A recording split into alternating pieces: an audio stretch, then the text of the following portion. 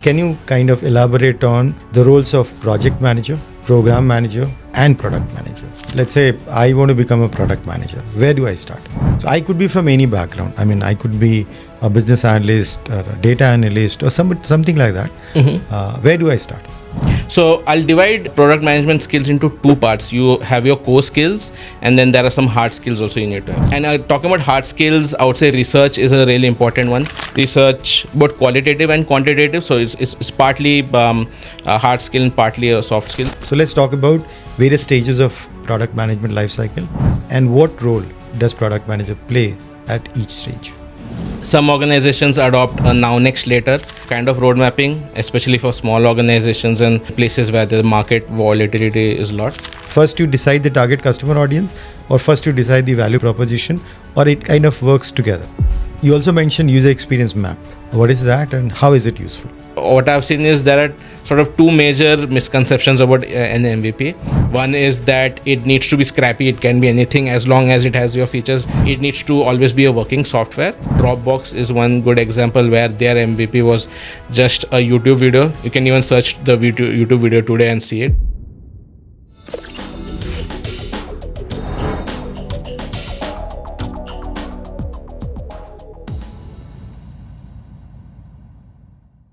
Good morning, good evening. Welcome to a brand new episode of FutureForward, a podcast series by Techcanvass on artificial intelligence, business analysis, and data analytics. Every week, we invite a guest to talk about a subject at length. Today, we're going to talk about product management. I'm sure this must be of interest to many of you. In this episode, we're going to talk about key concepts of product management lifecycle, how to plan and strategize for products, and how to transition into a product management career. To talk about this, we have Sumit Mukherjee, having 13 years of experience in product management and business analysis. He has been involved into products from conceptualization to maturity for large enterprises.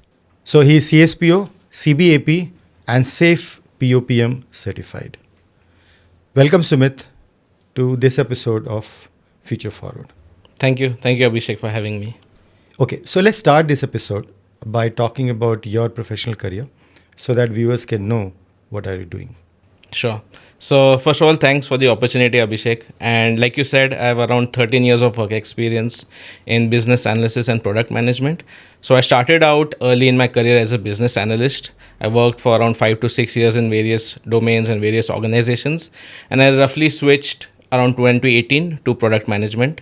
And fortunately, I've been able to be part of variety of industries like travel, banking, media, product analytics, as well as small scale and large scale industries like 0 to 1 products to large products. So that has given me some sort of adaptability. So I know to work in various product contexts, and it's been a very fulfilling experience so far. Okay. So I forgot to mention that you are a product manager at Turing. Yes. So tell me about product management. In simple terms, how would you define product management? Sure. So product management starts with a product, and a product is something that delivers value to a set of users. So there are two concepts we touched upon, right? There's something called as delivering of value. So it talks about a value exchange system. Now what happens is there exists a space where there are a set of users, they have their own problems, their wants, their needs. We call this as problem space in product management. And obviously, these users, they are more concerned with getting their problem solved. They don't care about the features that you build and the features that you ship to them. What they care about is their problems getting solved. So what happens in the solution space is that we deliver solutions that can meet such needs. So product management is about listening to the customer, understanding the problem space, understanding the competitive landscape, and also interacting with various internal and external stakeholders, aligning them to a common goal, and eventually delivering solutions which can help meet these needs. So this has already started to sound very interesting. So how did you enter into product management? So early on in my BA career, I was deputed around 1.5 years in on-site, and that time I got a bit good idea of what is a product solution space and versus a problem space. Observing users, interacting with my product, the context that they work in, it gave me a good idea that okay, there are two different spaces. and interacting with such users, delivering on their needs, seeing the happiness once a feature is delivered to them, that really sort of sparked an interest that, okay, interacting with users and helping them solve their problems is something which I wanted to do. Coincidentally, during the mid 2010s, you saw lots of organizations adopt agile, iterative way of development. And in Scrum, for example, you had this role of product owner, which rose to prominence. So lots of organizations, once they started adopting to agile, they started recruiting product owners. I saw this as an opportunity to sort of be closer to the user.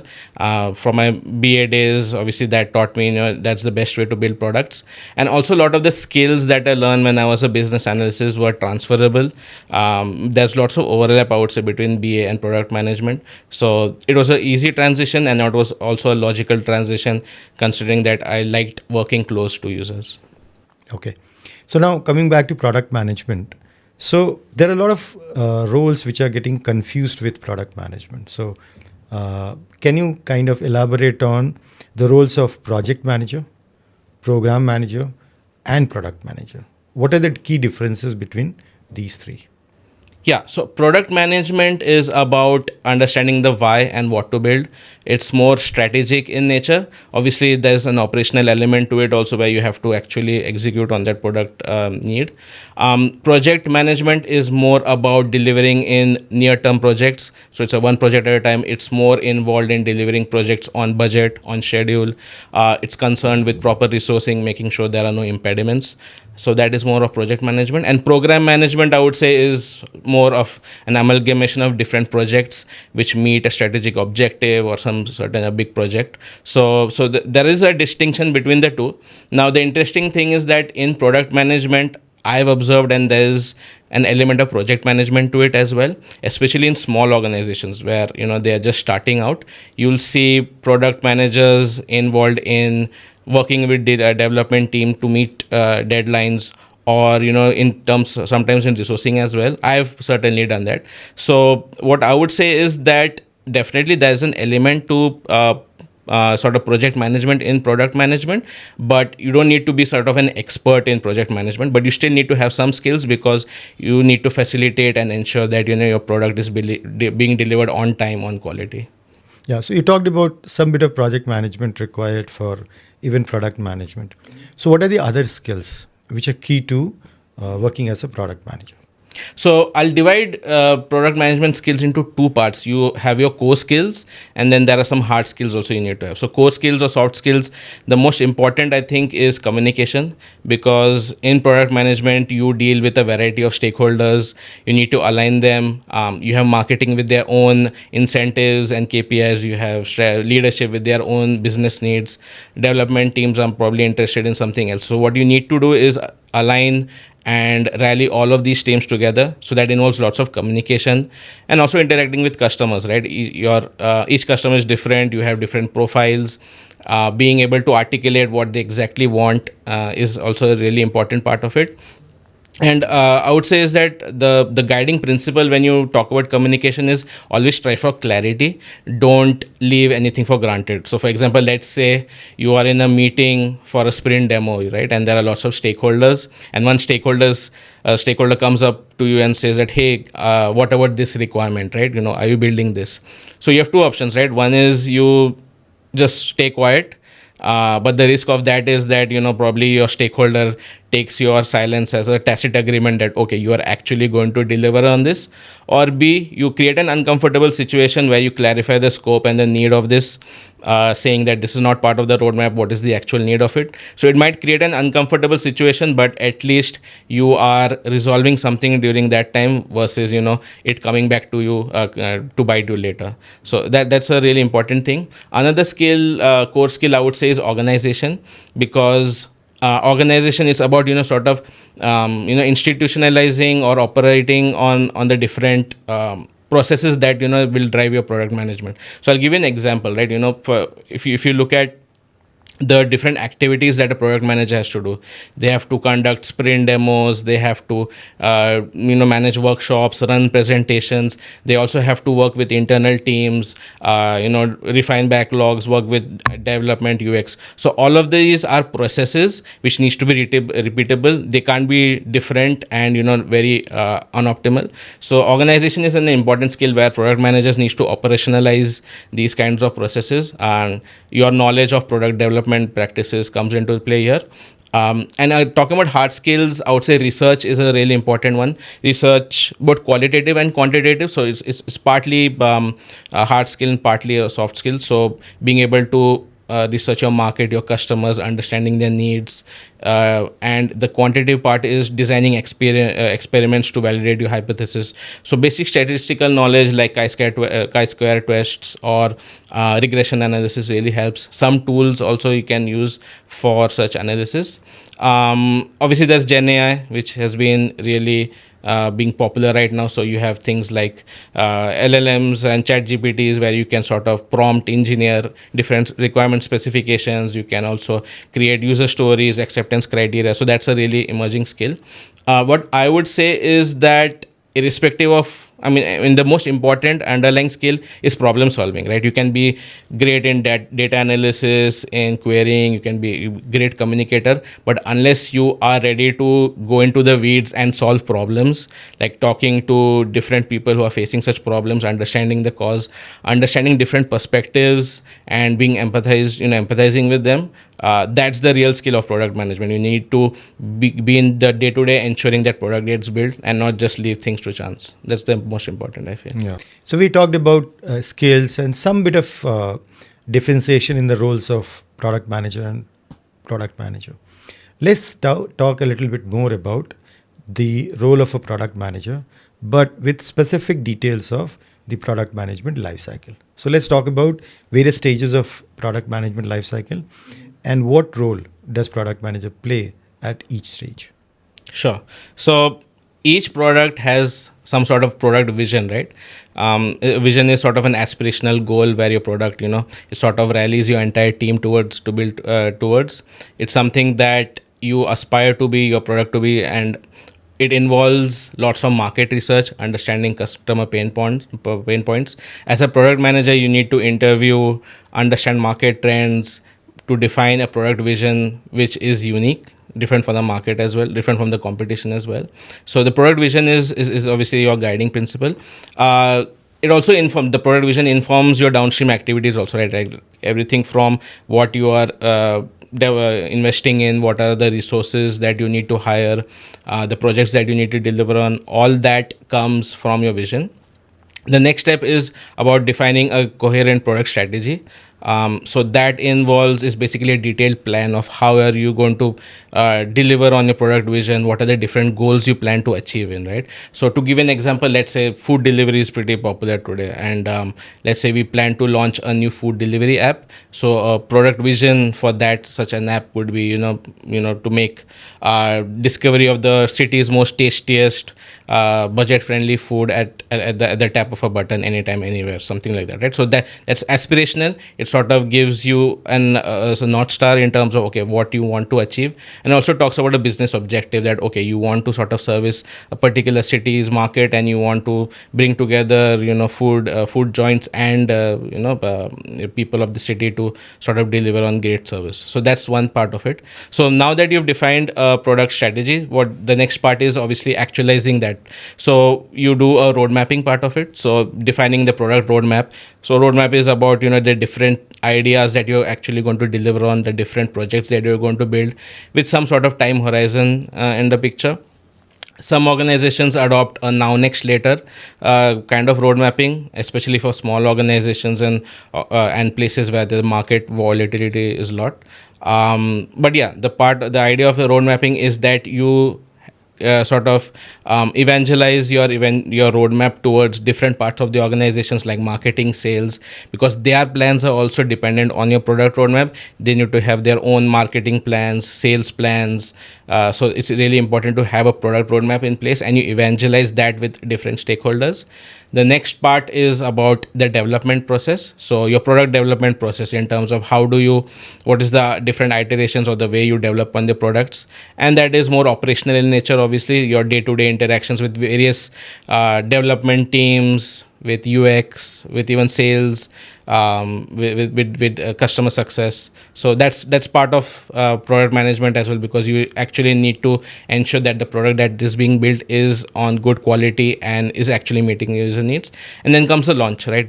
Once you've defined or you're ready to launch, there are lots of launch activities you need to do. So you can do a beta phase kind of a launch, you can do a full-fledged launch. There are different stages that you can approaches you can adopt.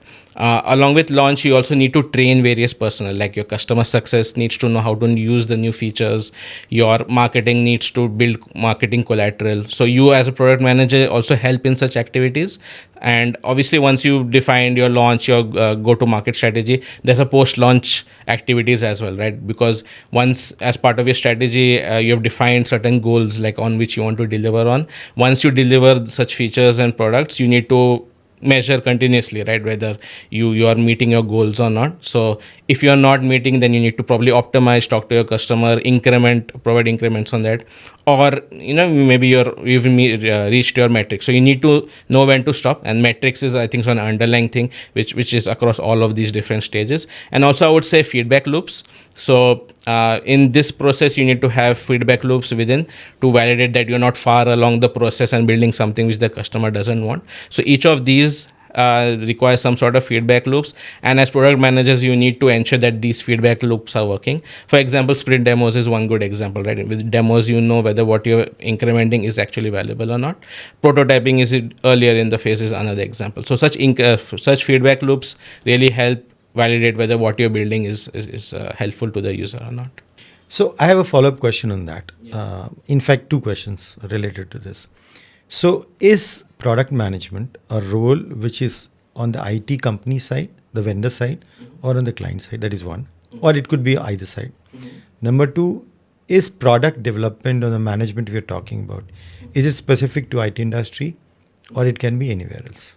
Okay, so I'll answer your second question first, because I would say a product by its definition is something that meets customer needs, right? So it can be a software product, it can be a service, it can be multiple things. It's not about just software, it can be a hardware product as well. For example, when I did my MBA internship for a pharma company, there were product managers for pharma drugs, and their job was to ensure that the products that were launched were marketed well, they had good sales channels, those kinds of things. Companies like Nike also have product managers. And what you've also been seeing is that recently lots of like non-tech goods, they have started rolling out digital products. So example, I currently I'm working for Pepsi, and they have their own loyalty management programs, and they have apps where users can interact with such programs, get rewards and all, right? So that is sort of an extension to their overall loyalty strategy. Also, for example, my electric toothpaste has its own app, air fryer has its own app. So it's not necessary that a product needs to be in isolation. There can be multiple offerings, multiple products. There can be software products as well as hardware products. And in relation to your earlier question on whether it needs to be on the client side or the vendor side, what I would say is that product management needs to be collaborative. Like we talked about the problem space and solution space. Yes, the building part of it definitely happens at the vendor space, because those capabilities don't have. But unless you have those feedback loops, unless you have those client interactions, that is where the essence of the product and the core value proposition of the product is being built. So it's a collaborative process. The problem space is obviously for defining all your needs, and your solutions is where the actual product gets built. Okay. So now going a bit back and getting kind of deep diving into product management. So how does the idea of a product come about, or is it a deliberate attempt? Does it come from market needs? How does it generate the idea of a product? Yeah, that's a really interesting question. So I'll break it down because when you look at a particular market, there are different kinds, right? You can have a market where there are no products existing. You can have markets where uh, there are products existing. So in terms of where markets where there are already products existing, there could be a case where the needs are underserved. So you have players, but you probably through market research and through the social media channels probably see that it's not really well served.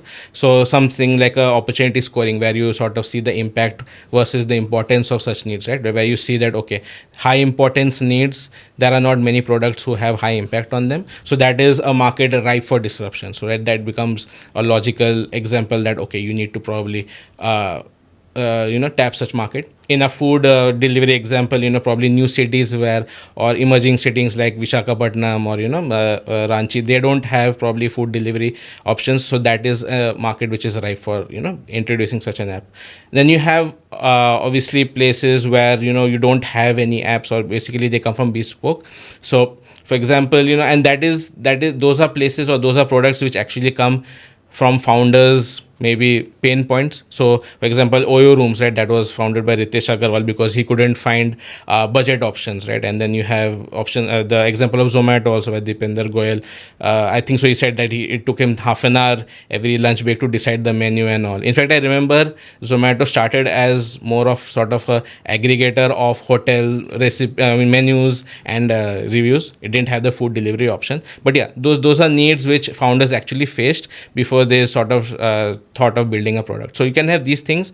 There can be other need sort of origins also. So you can have technological disruptions. So basically new technologies which you can leverage to deliver new kinds of products. We've seen this with Gen AI. So these are the different places or ideas where I would say products come to picture. And does market research play a role into initial stages of the product development? Yeah, market research is really critical, I would say. Market research is where you identify on what market conditions your product is going to exist in. It involves understanding your competition, the competitive landscape of that market, regulatory needs, requirements, what are the probably the pain points of the customers, their price elasticity, are they ready to pay for products, those kinds of things, right? So the important part when you're doing market research is you try and understand, okay, what is the market size, is it worth addressing, is it a growing market, is it a reducing market, things like okay, what is the competitive landscape, so is it a saturated market or is it like we talked about opportunity scoring, ripe for disruption. Then the regulatory environment, like okay, there are other legal as well as regulatory hurdles you need to build around. And also things like the basic user needs, like are they underserved, what are the user pain points, what are their profiles. So this is a really important part where that you uncover with market research. Yeah, and one thing I would also add to this is that during a market research also you sort of start building or understanding what your core value proposition needs to be of a product, right? Because you wouldn't want to build a product which is already existing. You want to differentiate from those products. So this is where you start identifying, okay, this is something that is probably underserved, or this is something which I can leverage on, and that is where you start actually even ideating on different points of how you build your product.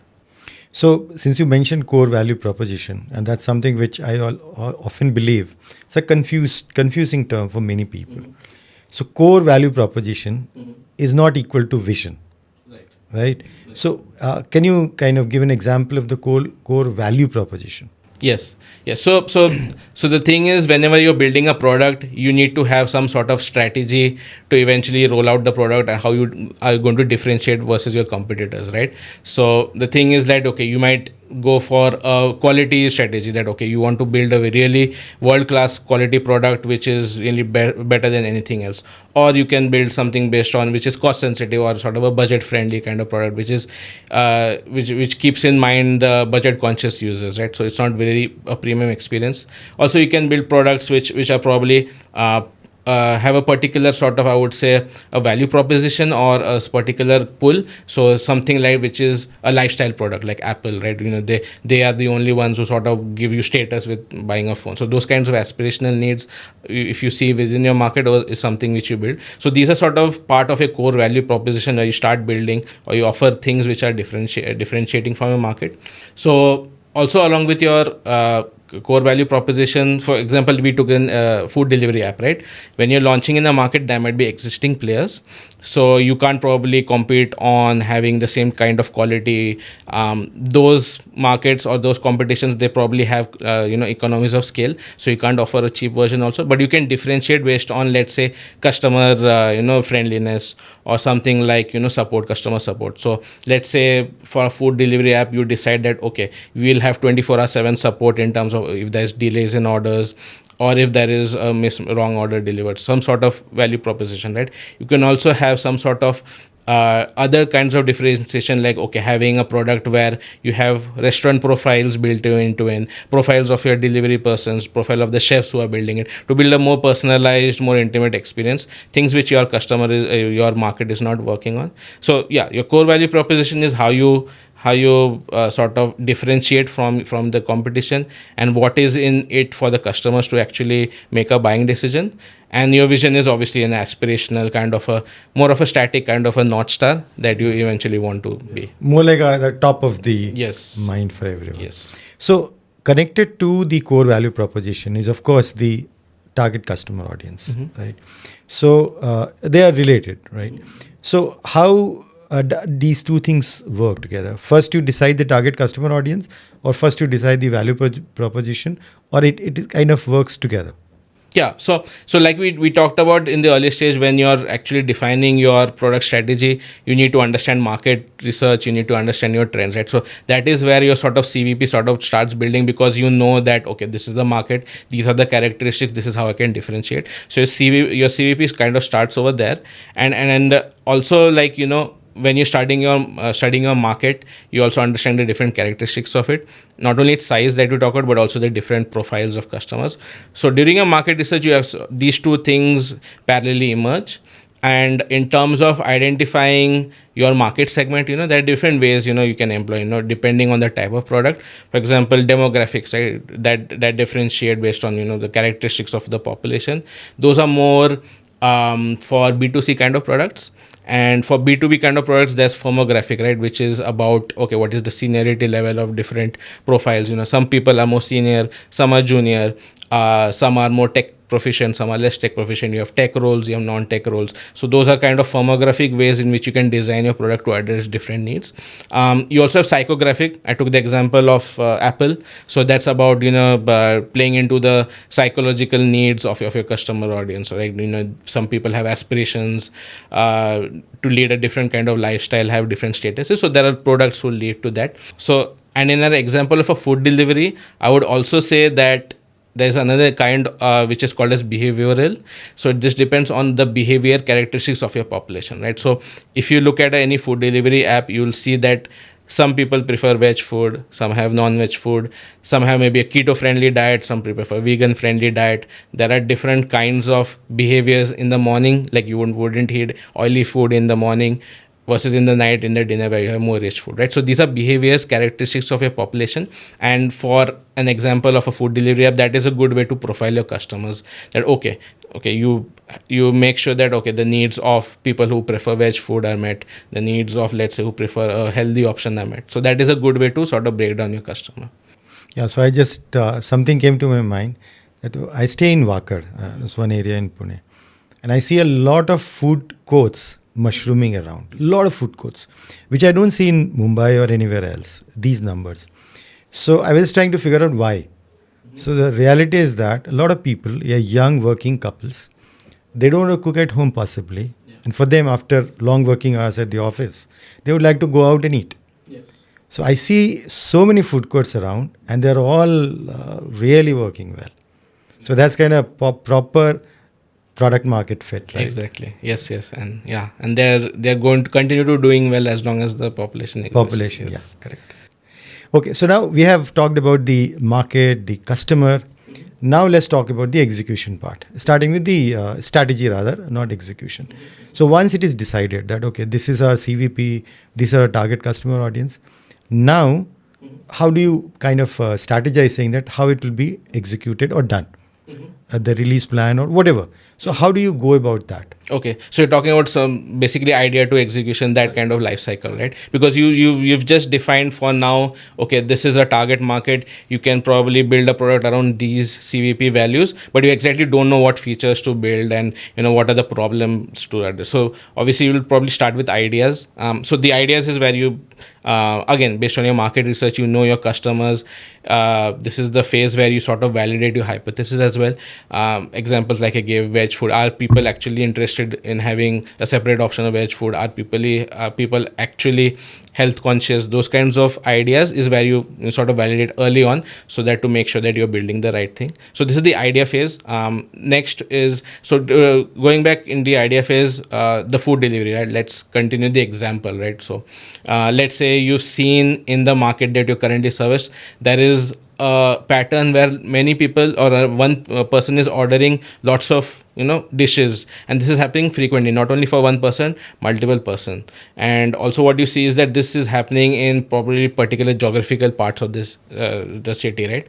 So you investigate further, right? Because this is what your data is telling you, and what you come to see is that these are sort of picnic events, these are group gathering events, and people want to have something called like a group ordering system, where they just don't want to order for them, they want to order for their family and also their friends. So you interview such customers, trying to understand what are the pain points, right? Because currently your probably app is in a place where you allow only one restaurant at a time. You don't have multiple restaurants. Plus you're seeing lots of friction points where orders which have lots of items in them, people are dropping off. So you identify such customers, you interview them, and what you see is probably that they're saying that, hey, there are times where I want to order for lots of customers, or sorry, lots of my friends and family. There's another problem which I face is that when I do such thing, it takes lots of time in my app, also offline, like deciding what to order, because there's so many people, they have their own food preferences. So me sitting down with the app doing that is really painful. So that's why I basically don't do it. And there might be another problem point that, okay, once I'm done with the order delivery, there is a pain point of payments, like, okay, who needs to pay how much, following that up, I don't know who ordered that much. So these are sort of three ideas or three problems that we identify, right? Now comes the next phase of you sort of need to validate or evaluate such ideas, right? And the criteria that you use is how does it help to meet your product goal. So we talked about earlier, our goal was probably, let's say, to deliver the best experience in terms of food and this, right? And let's say you define the goal of product activation, where you have you ensure that lots of new users are coming in, right? So based on that goal, you evaluate these three different ideas. Eventually during the evaluation phase, maybe you think that the idea about, or the pain point about payments, splitting payments, is not really aligned to your even vision, because it's sort of a split wise within an app, it's hard to maintain. But your first two ideas, where group ordering, where ordering for multiple people, as well as collaborating between people so that they can order quickly, is something which is really part of your product vision. It aligns to your sort of goals.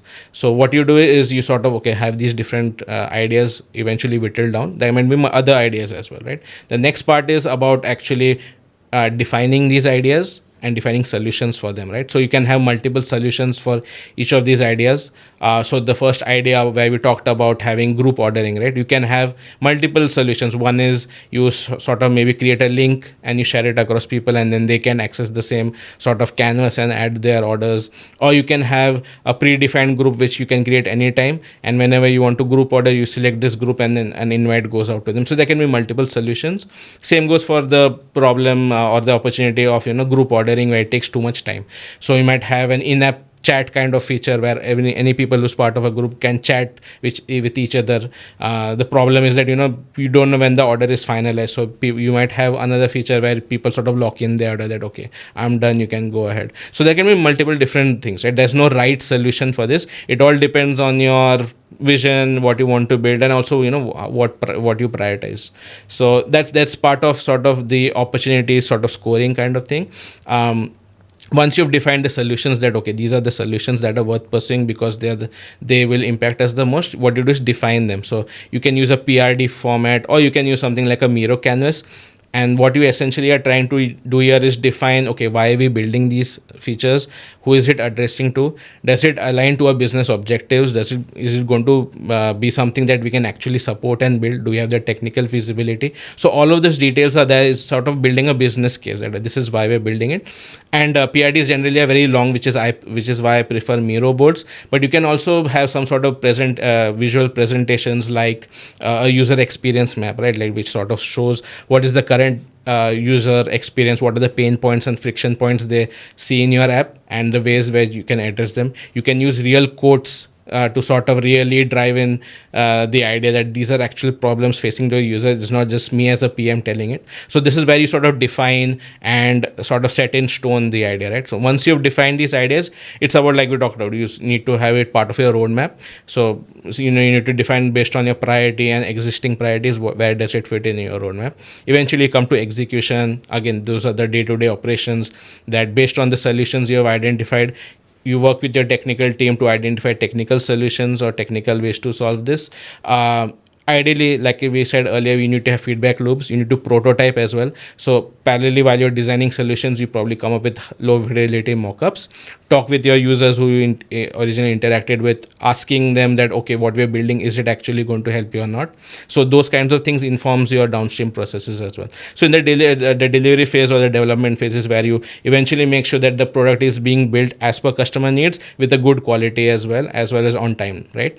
And then you have launch, right? So you have launch and post-launch activities. I personally have seen that in case of new features or features which is going to impact a lot of customer, it's better to do some sort of phased rollout. So either you can do some sort of beta rollout where you roll out only beta customers. There are lots of tools, like you can use feature flags where you sort of maybe create even sort of an A/B test to test various designs of your feature, right, to make sure what is the best visual or UX for your feature. So irrespective whether you build a different phased rollout or you do a full launch, or even if you do an MVP of it, right? Okay, you already have a focus group, you launch the entire feature set to them, get their feedback, which informs the next sort of roles. So irrespective of what you do, you need to have those feedback loops so that they eventually address or validate the previous step. And yeah, those are the different steps. And once you launch, obviously you have your metrics to track, which you've defined earlier. Ensure that you have those good metrics in place, because working without metrics is like working blind. You never know when to stop or when to start. So you might be building endlessly optimizing when you've already achieved your goal, or worse, you've stopped optimizing and iterating on the features that you have built because customers need something more. So metrics help you identify those signals that, okay, there's something which needs to be done more, let's talk to them, let's see how I can improve these features more. So these are the different steps from idea to eventual execution, and yeah, how you would sort of take those different features and build it. Yeah, that was pretty detailed. So now I've noted down a few terms which you mentioned. So let's go through these one by one. So start with, I think you mentioned PRD. So what is a PRD and what role does it play? Yeah, so a PRD, or a product requirements document, is an artifact that you create early on once you've identified your solutions to your problem. It's basically justifying the reason why you're building it. It also has different flavors to it in terms of, okay, what are the different approaches that you have to identify the problem. You can have different features under it. You also have some sort of visual representation of the current problems faced by the user. I talked about an example where having actual customer quotes is really helpful. The reason I say that is that what I've seen is, like, as a developer, when you read a document written by a product manager, it sort of seems a bit partial. But when you actually have the perspective of the users, right, that is sort of actually gives you more credibility to that document. So you can use different tools or different visual representations, like an experience map, an empathy map, to sort of visualize or help the reader visualize what issues are being faced. Generally, you would also want to have in scope and out scope items, because especially let's say you're building an MVP, you don't want to include features which are not really going to move the needle. So you need to clearly define that, okay, this is what we're building as part of an MVP, this is what we're not building. That's really important to set the context. Some metrics, like, okay, what does success look like for you, right? When you're actually going to achieve, assume that you've built these features, assume they've rolled out to the users. What are you going to say is going to be achieved in terms of metrics, right? That is, like I said, that is how you know whether to stop optimizing or to continue optimizing. That's another important thing. And timelines. The reason I said timelines is, PRDs is a very document which is used by multiple stakeholders, including sales, right? So they need to sort of pre-sell new features or new solutions to the customer. So at least they need to have some heads up in terms of, okay, these are the timelines or horizons that we're looking at. And it also helps sort of set a sort of priority within your development teams, keep it in their radar that, okay, this is a PRD or something which you need to work on. But also, I'm a big fan of using canvases also. So because documents, they can be very verbose, lengthy.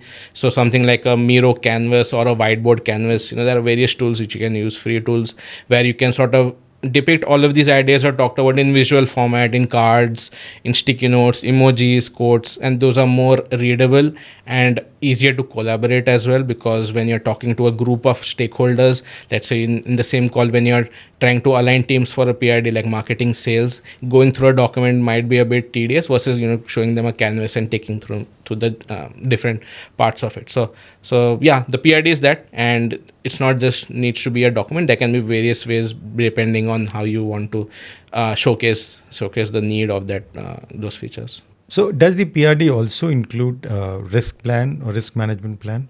Yes, because it might be that certain features or certain things you eventually during development you figure out that, okay, it can't be built as much. There are underlying assumptions you have. We talked about veg, non-veg. There are different things based on assumptions on which you have started building those features. But markets change, things change. Those assumptions might be right, correct now, but not correct later.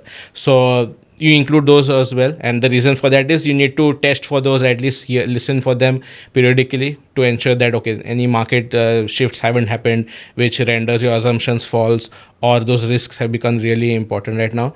And there can be certain events as well, like for example, let's say you foresee a market competitor going to enter the market, something like a Zomato might enter your food delivery space. You're not sure, but you still think of it. So you need to think of maybe documenting those kinds of risks as well, because like I said, marketing, sales need to know about it. So when they're actually building marketing collateral, they don't say it's just a food delivery app. It actually talks about a food delivery app with your customer value proposition. So those kinds of risks also need to be part of the PRD. Right. You also mentioned user experience map. Mm-hmm. What is that, and how useful? How is it useful?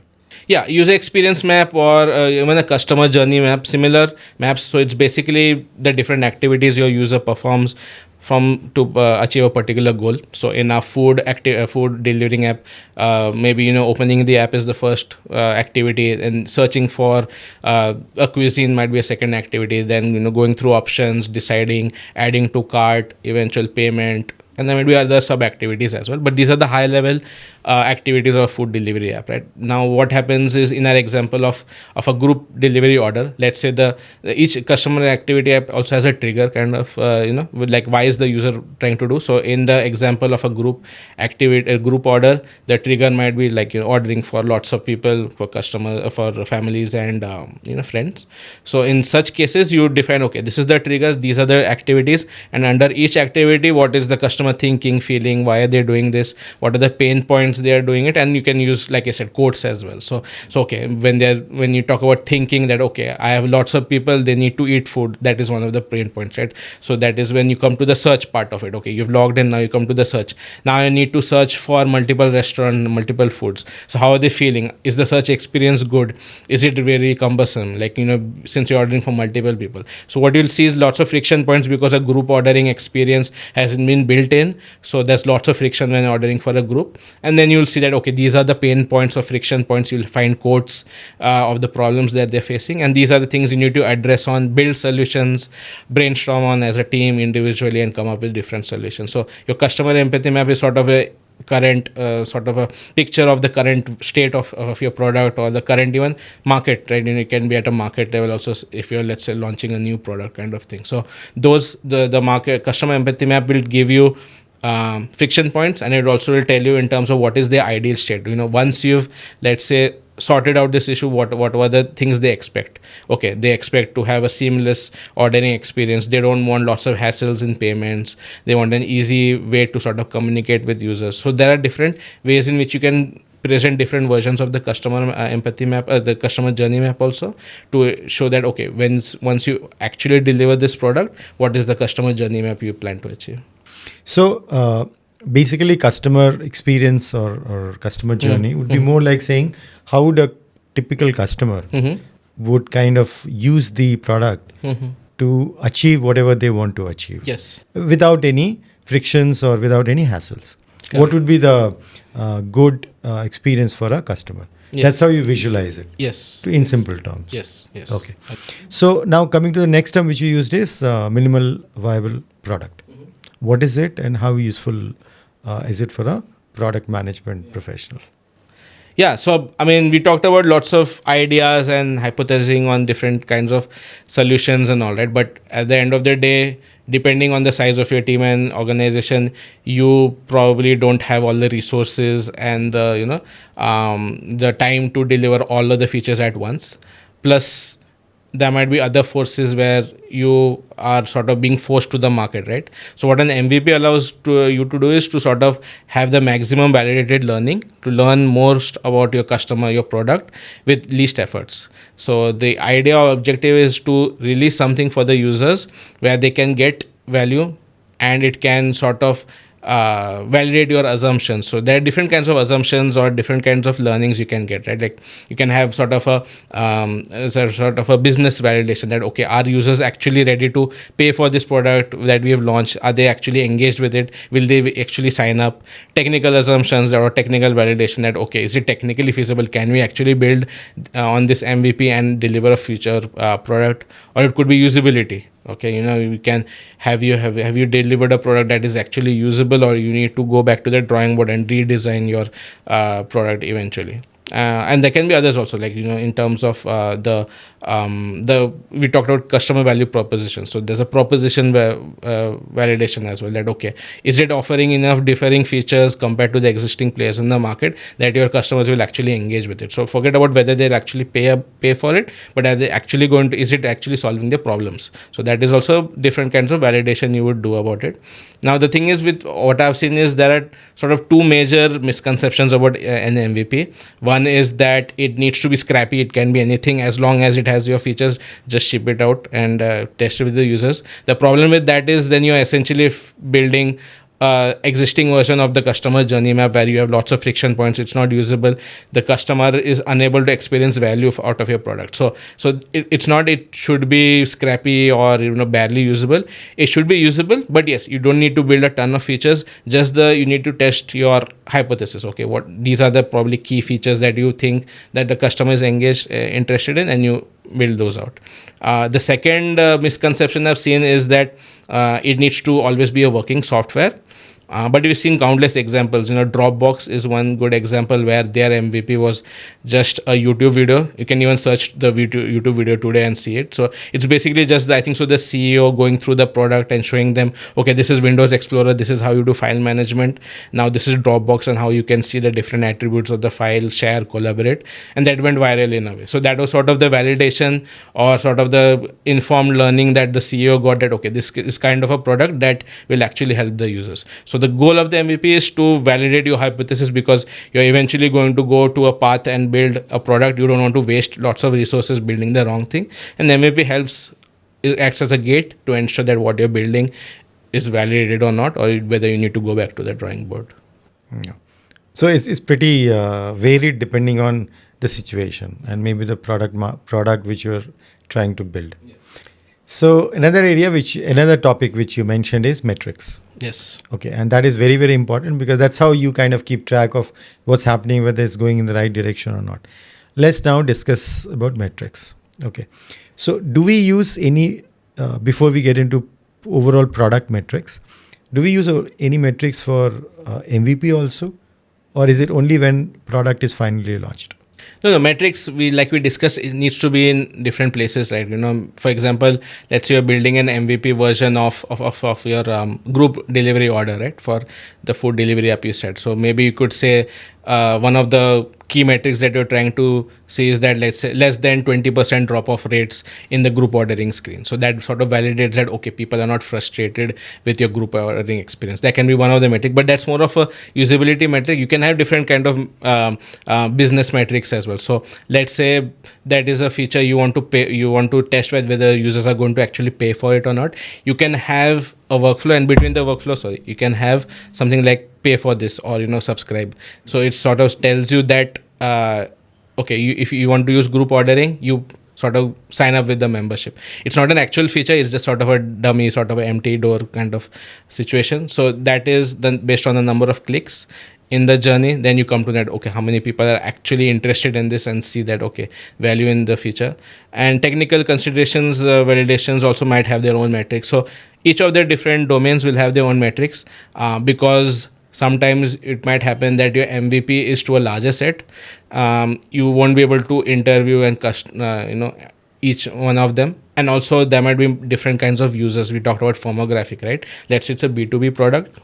The actual end buyers is just by purchasing the product, but the users are far away from you, you don't know them. So actually understanding whether their pain points are being addressed, just you won't be able to be able to know talking to the buyer. You need some sort of metrics built into your MVP to validate those assumptions as well. Correct. So in terms of are there any standard kind of number of metrics which product managers typically measure, or it could purely depend on the domain and the specific product?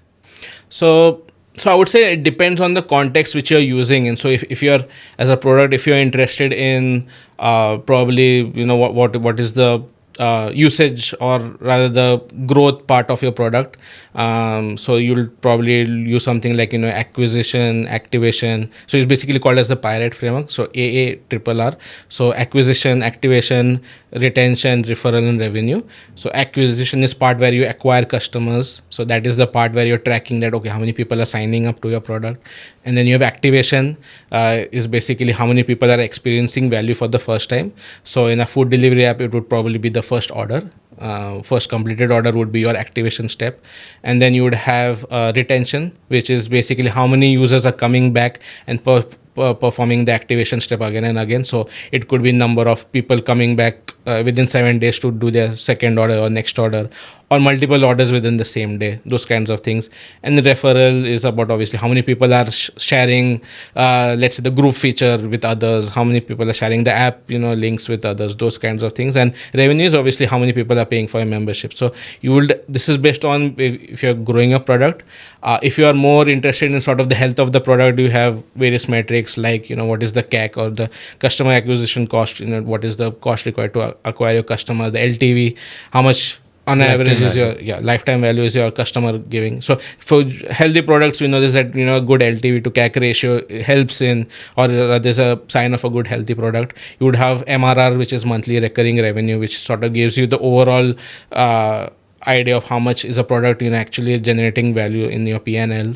And then you have the other aspects, like if you're looking at customer satisfaction, how are people satisfied? You can look something like NPS, or Net Promoter Score, CSAT, which is customer satisfaction, or simple surveys, or even things like you have certain polls kind of things. You can have social media reactions. You need to quantify those metrics, but there are certain metrics or formulas which you can use out of the box, and certain metrics depending on the context, whether you're looking at improving the product, whether you're looking at the financials of it, whether you're looking at how happy customers are. You also have how is the performance or the usage of the product. So number of sessions, what is the session length, what is the load time, response time, those kinds of average metrics also tell you to know whether you're facing some sort of technical bottleneck, or whether there's some sort of friction within your journey. Yeah, even average duration spent on the page and so on. Okay, it seems like the while you're talking about the metrics, seems like there are a lot of people going to be involved into this, because product manager himself or herself cannot measure all of this. So there's marketing team, there could be sales team, there could be other teams also. So which all roles does a product manager collaborate with overall? Yeah. I mean, there's a lots of. It's a big ecosystem. I would say even looking at just metrics part of it, you would have. I mean, currently there's product analytics. Implementation expert as a separate role, which has been sort of coming up, where they are solely involved in sort of setting up the instrumentation for your metrics. But overall, in terms of starting from your ideation to eventual delivery, you will be interacting with various internal and external stakeholders. If you talk about internal stakeholders, you would have your sponsors. If it's a product which is in sort of a startup kind of stage, you would have obviously your leadership team. With leadership team, you are essentially trying to figure out, okay, what's our core strategy we need to follow, what are the different opportunities we need to address, aligning on different roadmaps. That is the conversations you have with your leadership. You have marketing and sales. So like marketing, they would obviously, based on the features that you're going to build or the existing CVP you have, they would build marketing collateral, they would have websites, they would update FAQs for customers based on that. So you need to make sure that those are aligned with what your product actually has. I've personally worked on helping marketing teams also create marketing collateral, because sometimes when you're nearing a product launch, a new 0 to 1 product launch, your marketing team is probably 1 or 2 people. So a product manager needs to be ready to delve into that as well. Sales is very important, because many a times sales will ask you to hop on a sales demo or a sales call, because it's a new feature they don't know how to use. So you need to probably help them in their day-to-day work, as well as train them before an MVP launch or a new feature launch. Customer success is another part. Customer success is actually a really good source for pain points, because they are really in touch with customers, because they are actually ensuring that the customers use the product correctly, see if there are user issues. And then internally, when you talk about just the development teams, there are lots of actors. You obviously have your development team who is actually building the product. You have a QA team. So along with them, you sort of resolving any product development process issues. You're ensuring the quality stays on track. Then you have your UX designers, where you're essentially prototyping different levels of fidelity of designs for different purposes. And depending on the complexity, even UX has their own sort of maybe instructional design, which is just purely about how different steps or workflows happen. You might have just somebody for UI, a content writer just for the content part of it, somebody who is just for basically writing, creating the themes and the overall layout. So there can be lots of different roles, different people you need to work into. And also, going back to eventually when you launch, you need to go back to marketing, sales, and say that, hey, we are nearing launch, let's prep our timelines, let's prep our customers that this is a launch which is coming, to send out any pre-launch material, make sure that the click-through rates of those emails are very good. So there's lots of day-to-day activities which sort of intertwine between responsibilities taken by different teams. Your role as product manager is to ensure that basically the job gets done, and any place where you see a gap, you need to sort of dive in and do that work. So that's why it's a lot of ambiguity, but lots of interactions, which is why I mentioned earlier that communication and organizing is really critical for product management. So the lot of structured, unstructured, a lot of data getting involved here, and a lot of teams. So do you use AI into your day-to-day life? If not, I mean, how AI can be useful? Because AI is now everywhere. Yes. So how it is getting used, and what looks like to be a future of AI in product management? So that's a really interesting question you ask. Yeah. So AI in product management, I think so you can look at it at 2 levels. One is, how does it help personally as a product manager? So I've been using Gen AI and ChatGPT and other kinds of chatbots which are based on LLM tools. And what it really helps is in all of these operational activities that I talked about, tasks of creating different kinds of artifacts, documents. If you take a PRD, for example, right, you don't need to write a PRD from scratch, each and every word. What you could do is give the key elements, the outlines, and the ideas that you're trying to build. So any chatbot supports this. You can also give it pointers in terms of where to elaborate on, where to build maybe more cases on, or, to point at certain cases. So what it helps is, obviously there's a back and forth conversation with such chatbots. It's helped me in creating PRDs. Obviously the results are not always 100%. You need to have some sort of in a way feedback loop or some sort of review that, okay, you check whether it's actually meeting it and you edit it. So it's not going to be 100%. So it's not going to replace the scope of product manager, because solutioning and the creative part of it, that GPT is generally not that good in. So the group ordering part of it, your GPT is only going to rely on existing solutions and all. And if your solution is like totally novel, it's not going to help. So it's a collaborative effort, and depending on the product as well, right? So these are the personal ways. In product as well, you can incorporate the technology into your product. Like we talked about search, for example, in food delivery. So you can incorporate lots of algorithms, different kinds of libraries are there where you can have, sort of personalized AI recommended search, or, you can even probably have search boxes where you can just type in, hey, I am feeling the need to have something really spicy, or I'm feeling really hungry, or I'm following a keto diet, suggest me something which has lots of protein. So those kinds of things are also appearing not in food delivery apps but in other consumer or software products as well. So that's one place where you can have AI recommended personalizations. And also now you have something new called as agentic AI as well. So it's basically you conduct an entire workflow with just prompt engineering, right? So I was fortunate enough to get into the waitlist of Amazon's new Kiro agentic AI. So what it does is you sort of just provide it not even a PRD, you can just provide the outlines.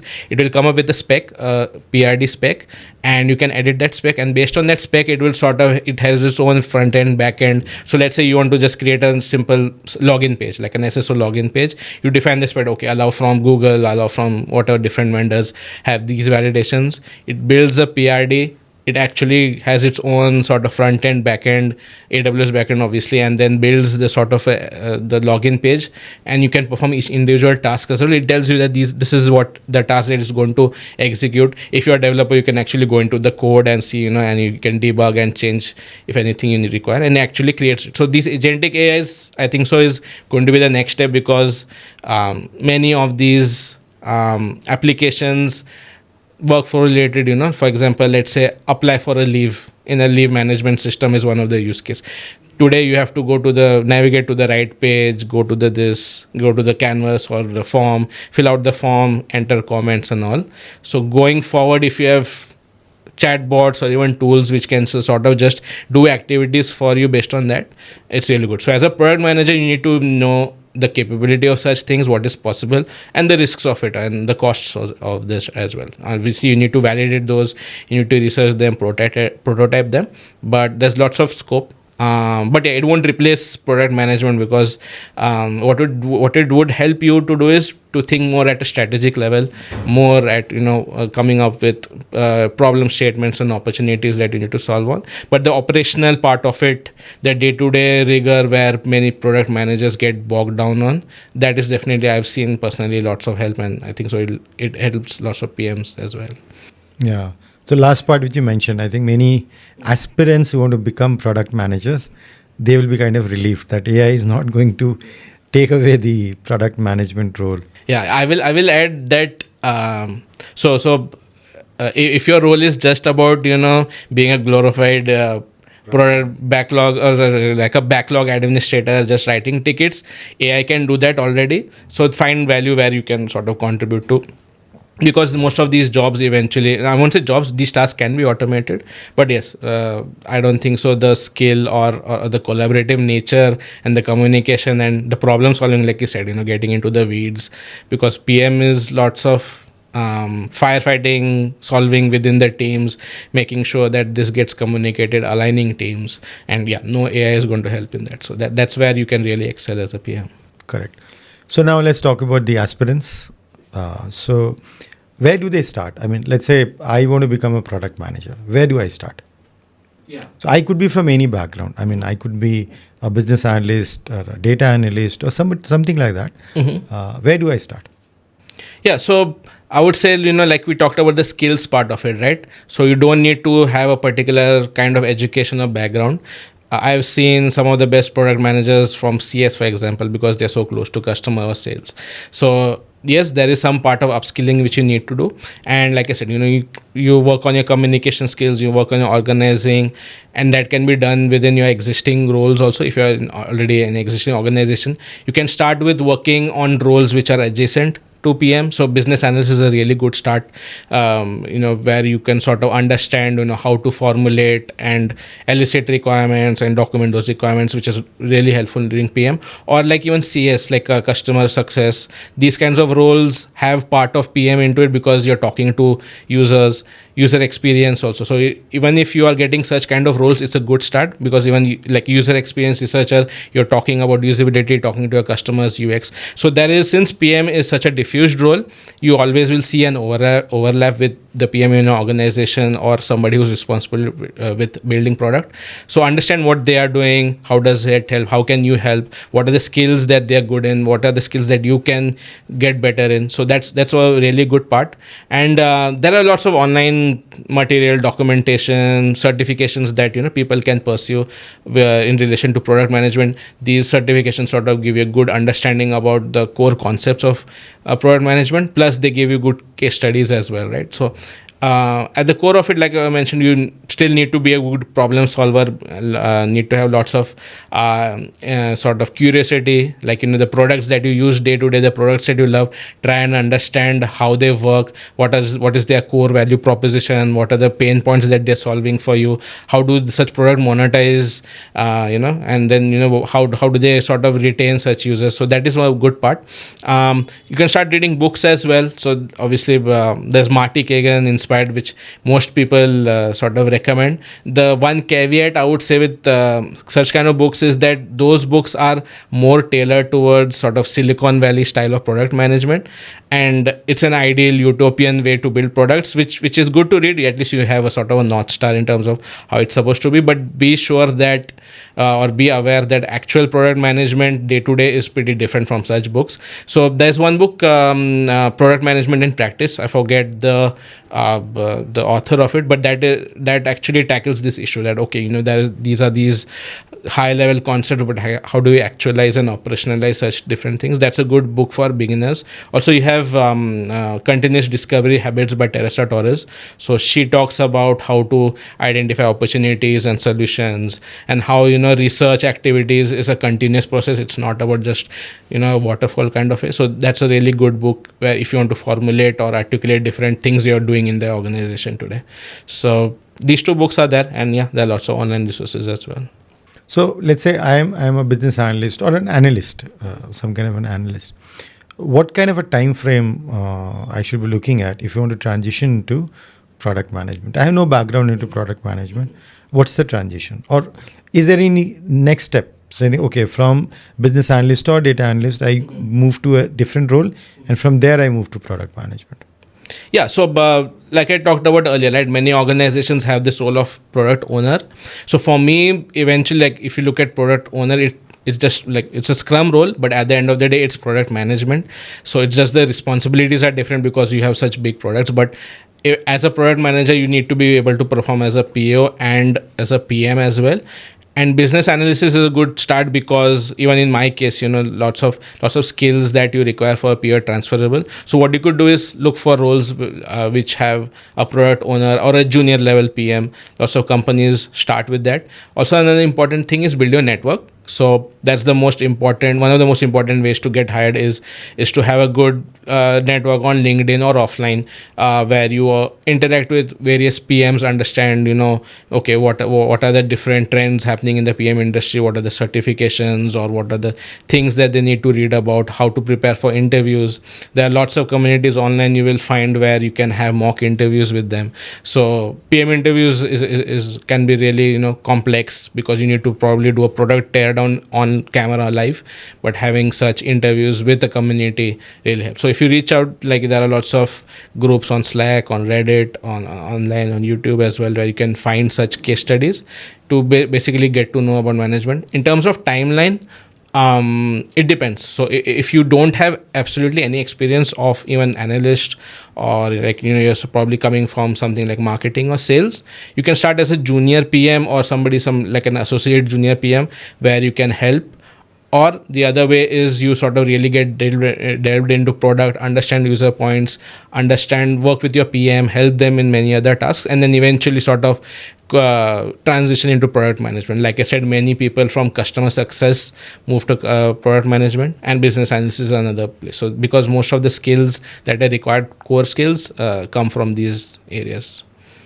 Okay, so one question about what kind of misconceptions people have about product management.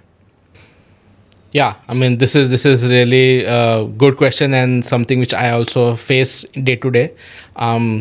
So I've read this everywhere, and many people sort of parrot this, is that product manager is the CEO of the product. So yes, obviously there is some truth to it, I would say, because yeah, you still need to be in charge of the success of the product, ensure that everything gets built the correct way. But it's not a it's not management role in the traditional sense, right? It has product management, but it's not managing people. You don't have direct authority over resourcing. You can't tell people to do this or do that. So what actually is product management is about influencing without authority, which is a really core skill. So it's not something that they'll give you the keys for the product and you can do anything. It's about how do you use your influence and your communication and other skills, your problem solving skills, to influence others to build and align others, because alignment is a really important part. As a CEO, it's really easy to get alignment, but as a PM, your marketing, your sales, they have their own incentives, right? So you need to make sure that their incentives is aligned with the company goals and your product vision, so that you're delivering on the same thing and not working against each other. Another thing I would say is that I hear that, okay, how much technical PM has to be really technical. No, PM doesn't have to be really technical.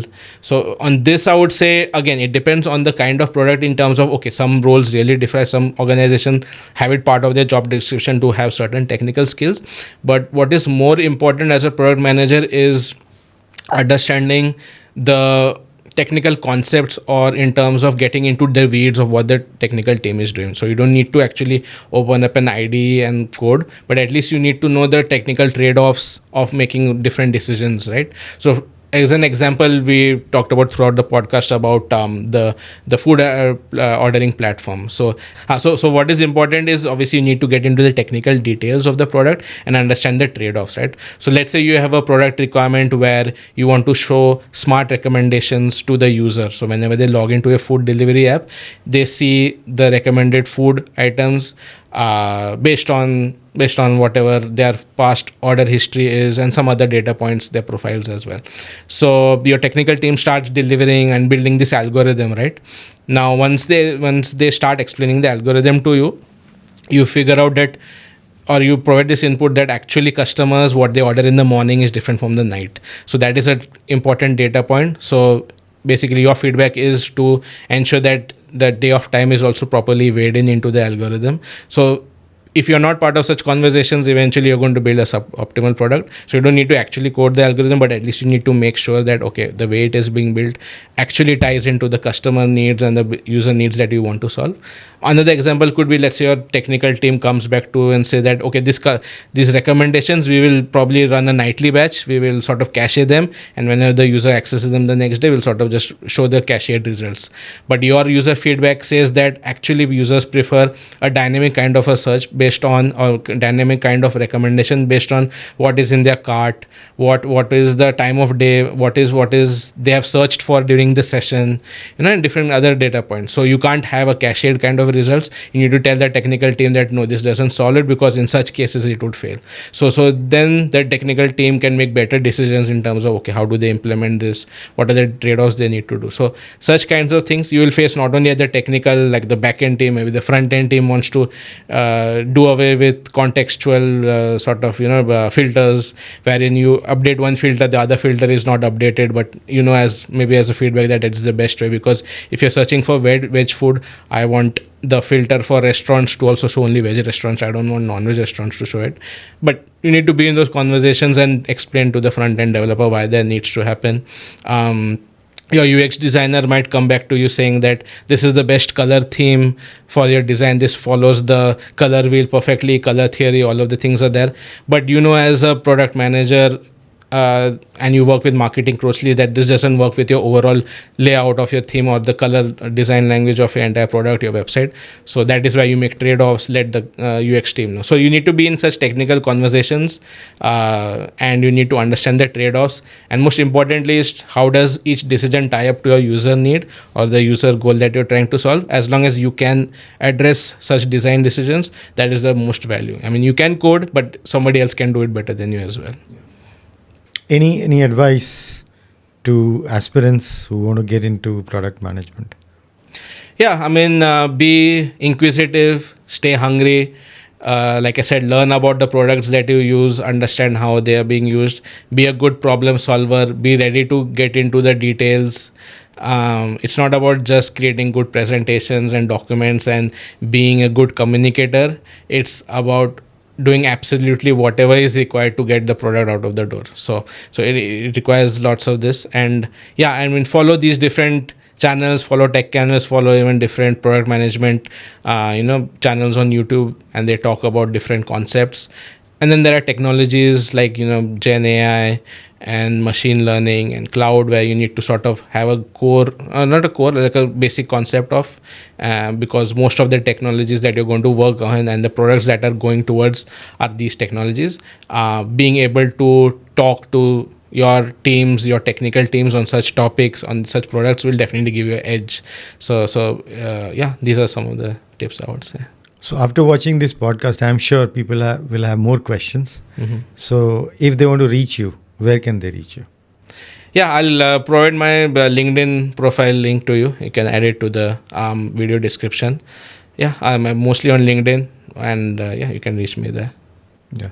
Thank you so much, Sumit. This was really, really a masterclass on product management. I'm sure there are lot many other topics which we can discuss. So maybe we can follow up with another podcast.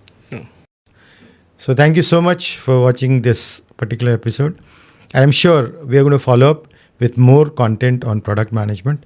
And Sumit has also explained to you that we're going to give in a LinkedIn profile link for Sumit. So you can reach out to him. You can reach out to us also in case you have any more questions. And stay tuned in because more on product management is coming in. Thank you so much.